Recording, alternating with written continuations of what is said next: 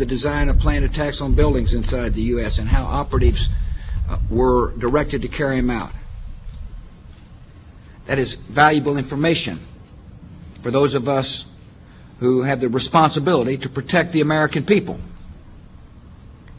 He told us the operatives had been instructed to ensure that the explosives went off at a point that was high enough to prevent people trapped above from escaping. He gave us information that helped uncover Al-Qaeda cells' efforts to obtain biological weapons. This is Building 7, a 47-story skyscraper that fell on the afternoon of September 11th. The government says that fire brought it down. However, 1,500 architects and engineers concluded it was a controlled demolition. Over 6,000 of my fellow service members have given their lives. And thousands of my fellow first responders are dying. I'm not a conspiracy theorist. I'm a structural engineer. I'm a New York City correction officer. I'm an Air Force pilot. I'm a father who lost his son. We're Americans, and we deserve... I lost my husband. My son. My uncle. My nephew. September 11th, 2001. Most people don't know a third tower fell that day. The government says fire brought it down. The collapse of World Trade Center 7 was primarily due to fires. I, along with 1,400 other architects and engineers, have found the government's conclusion to be physically impossible. Impossible. We need the truth about what happened that day. Go to rememberbuilding7.org. Why it fell, why it matters, and what you can do.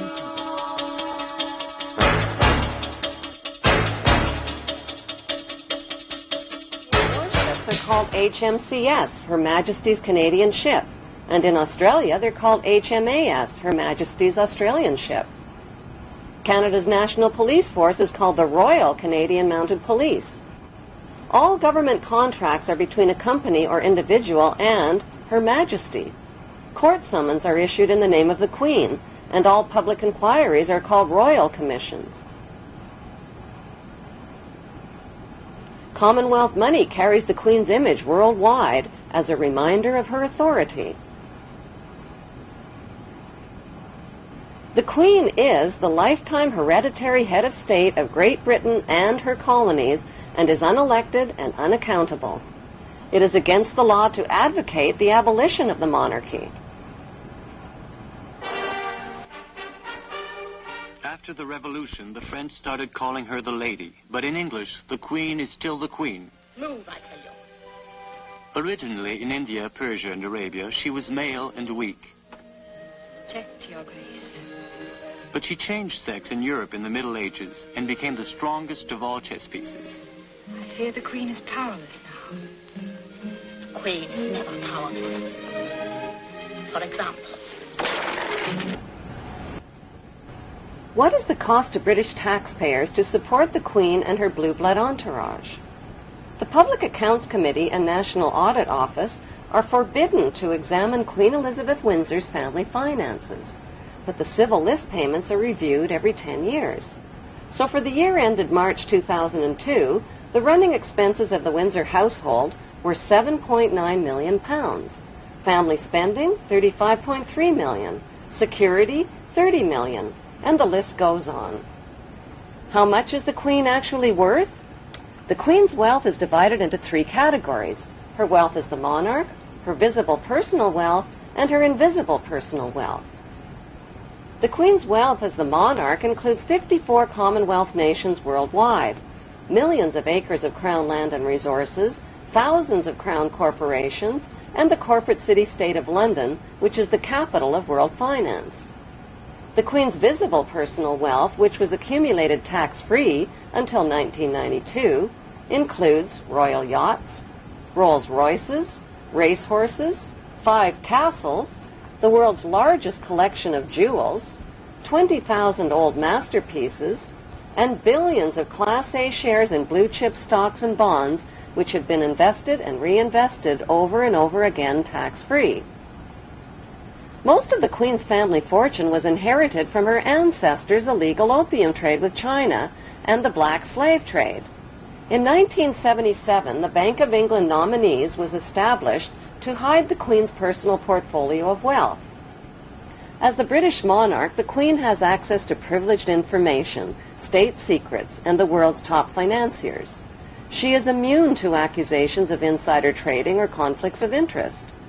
Her financial portfolio includes Rio Tinto, General Electric, Royal Dutch Shell, British Petroleum, Archer Daniels Midland, and the list goes on. The Queen's visible billions are but a tiny fraction of her invisible wealth accumulated through the black nobility. What is the black nobility? The black nobility is a wealthy aristocracy of elite ruling families who solidified their power in the 12th century by intermarrying with the wealthy godfather families of Venice, Italy. During the bloodbaths of the Christian Crusades, this brutal Italian oligarchy captured the trading monopolies. Over the centuries, the black nobility have used their power and wealth to rape, plunder, and exploit every corner of the globe. Dr. John Coleman's book, The Committee of 300, describes the history of assassinations, kidnappings, robbery, rape, blackmail, coercion, and terror committed by these inbred families on a grand scale. Today, they enrich themselves from the illegal drug and arms trade using well-distanced intermediaries. An estimated $280 billion in flight capital and drug money flows into their secret Swiss accounts. Who are these ruling black nobility families?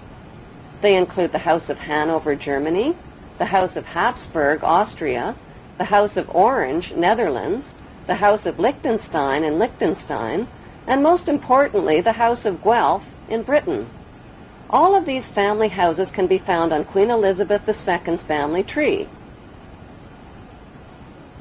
The black nobility are the founders of the Committee of 300, which is also known as the Illuminati or Illuminated Ones. Queen Elizabeth II is head of the committee of these 300 ruling families. The Illuminati was formed to achieve one main objective: one world government called the New World Order. NWO spells own, backwards.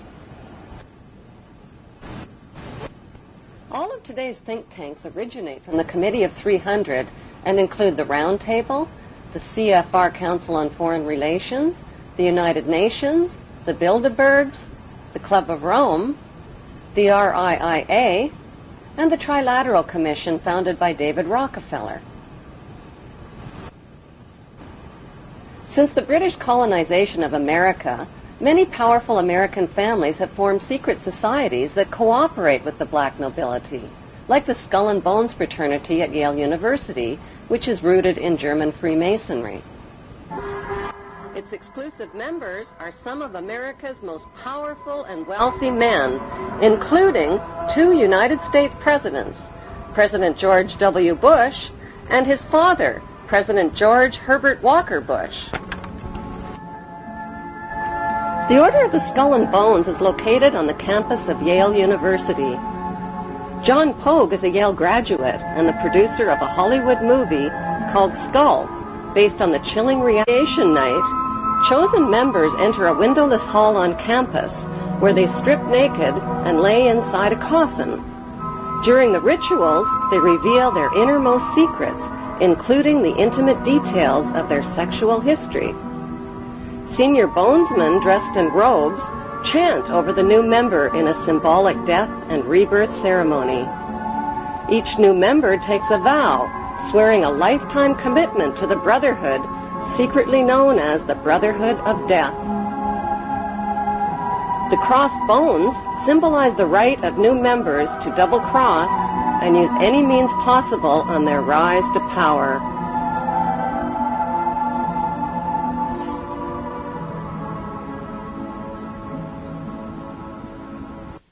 They're supposed to recount their entire sexual histories in sort of a dimly lit, cozy room. The other 14 members are sitting on plush couches, and the lights are dimmed, and there's a fire roaring.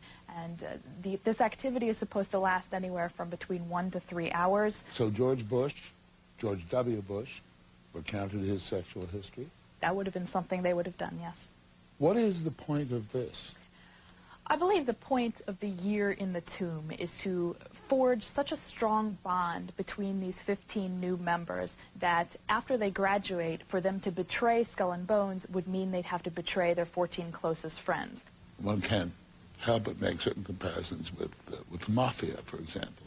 Secret society, bonding, stakes may be a little higher in one than the other, but Everybody knows everything about everybody, which is a form of protection. I think Skull and Bones has had slightly more success than the Mafia, in the sense that, you know, the leaders of the 5 families are all doing 100 years in jail, and the leaders of the Skull and Bone families are doing 4 and 8 years in the White House.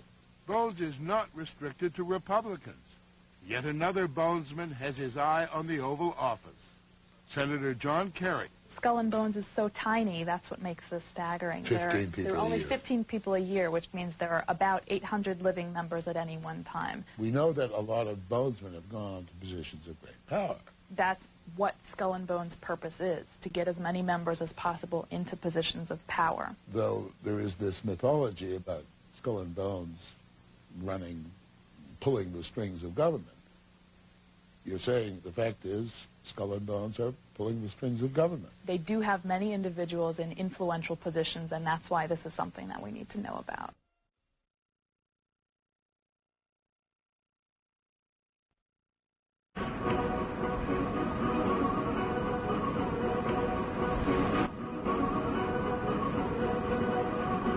The New England Genealogy Society confirms that 19 U.S. presidents are descendants of King Edward III of England.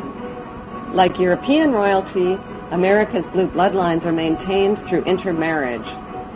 George W. Bush is descended from several kings of England and Scotland. He is also a distant cousin of Queen Elizabeth II of England.